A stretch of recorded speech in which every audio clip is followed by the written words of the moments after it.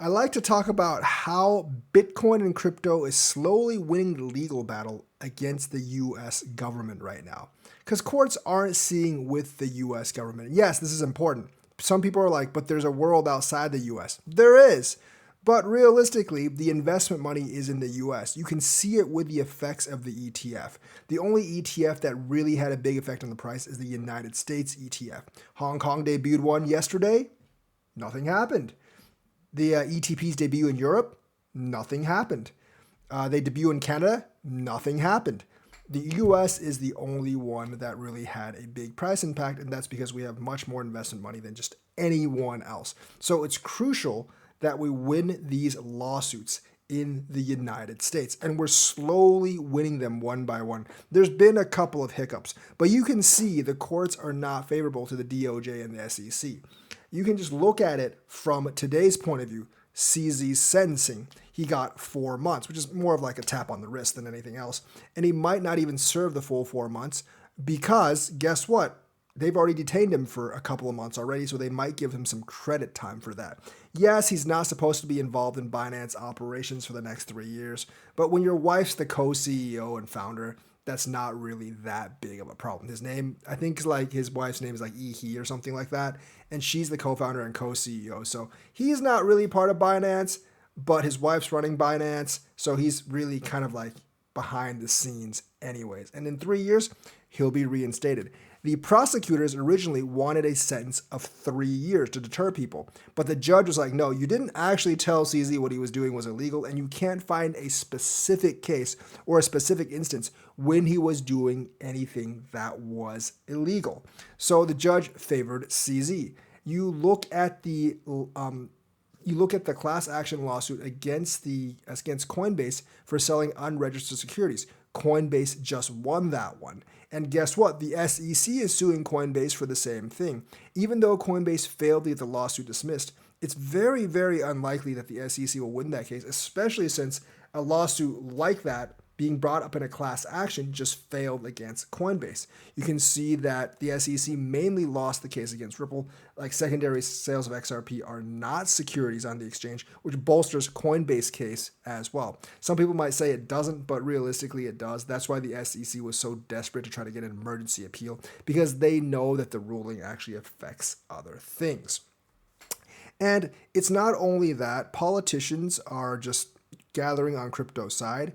And, like Patrick Mahendry actually accused Gary Gensler today of misleading Congress about Ethereum. Consensus just sued the SEC, and that is a huge, gigantic headache for Gary Gensler and the SEC, because they dug up things really fast about the SEC and what they said about crypto, because Consensus has all the receipts. They made the deals with Jay Clayton and Bill Hinman in the last administration. They still have all those receipts, and the more of that stuff that comes out, the worse it gets from the SEC.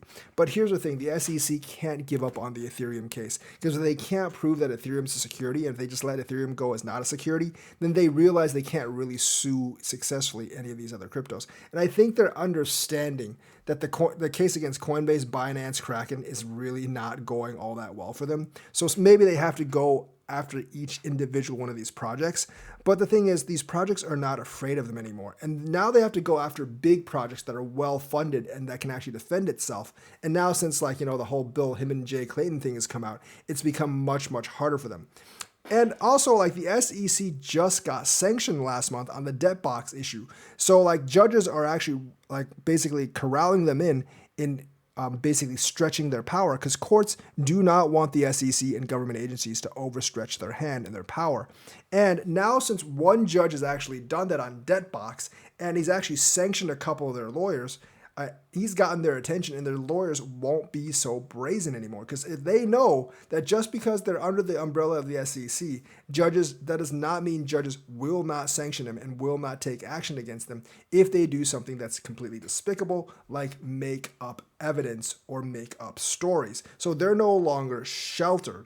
So, and this all basically destroys the reputation of the SEC in the eyes of the judges. And they've done a really good job of doing that.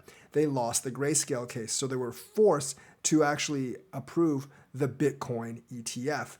And they're just kind of delaying the Ethereum ETF now. But once they get sued over that, the industry is completely against them.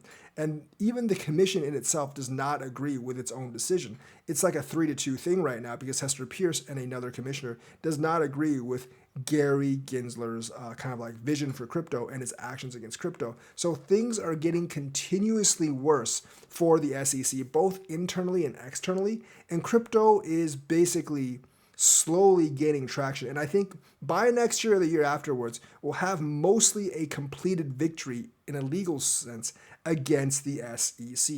Because, like, it used to be like the SEC had this aura of invincibility because they won most every case, most every major case.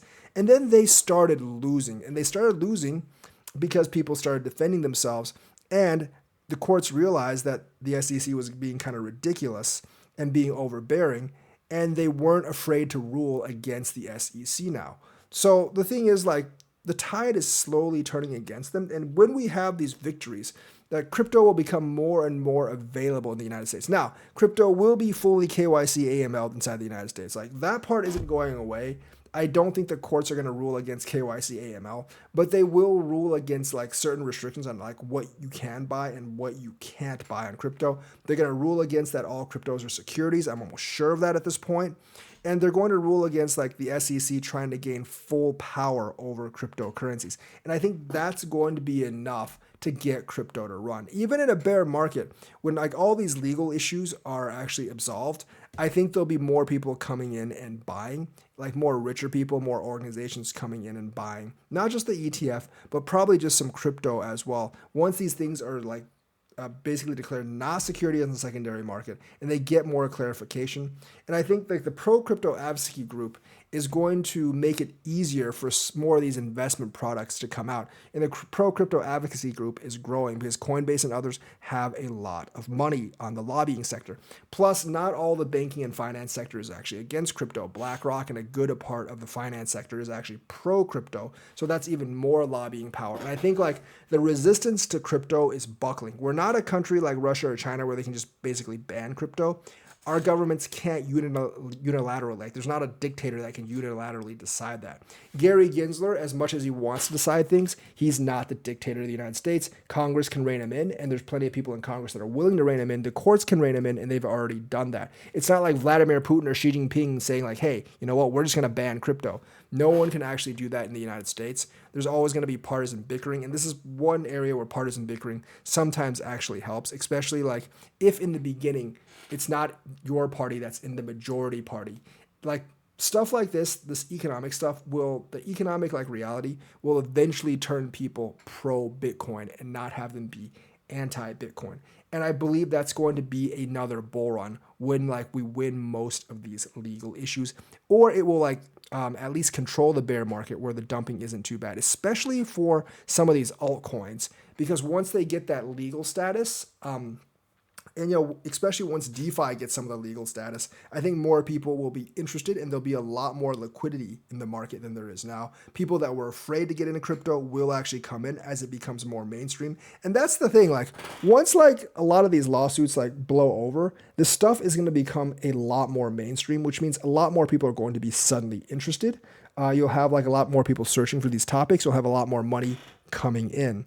And I think some of the old traditional money is going to come in too. And the more money there is in the market, the more resistance there is to rules against the market that would actually restrict the market. So like Gary Gensler's power and the DOJ's power to actually control this stuff will slowly erode over time. Eventually, it's going to be just as embedded into our economic markets as the banking system. And at that point, they're going to have a very, very tough time trying to actually control it. So you can see from all the evidence that we've seen from the CZ case all the way to like Ripple, the Coinbase case, the Debtbox case, like the power of the SEC and even the DOJ is being eroded in the courts to manage crypto the way they want it to. So we're going to have a victory I think in the next year or two in terms of legality. And the rest of the world is moving forward as well. And that puts more pressure on the United States. So that's why I think that like, in the next bear market, we're going to have quite a couple of surprises. Yes, there'll be bad surprises. There'll be crap like FTX because like there's always going to be scams,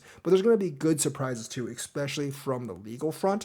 And that's why I think like you'll see several coins actually soar even in the bear market because of this stuff, because there will be investors coming in and they won't be quite as much afraid as they are now. And there'll be a new clump of investors coming in throughout the subsequent years. So that's the news for today. Let me know what you think. Like and subscribe, hit that bell notifications button. Thank you and have a nice day.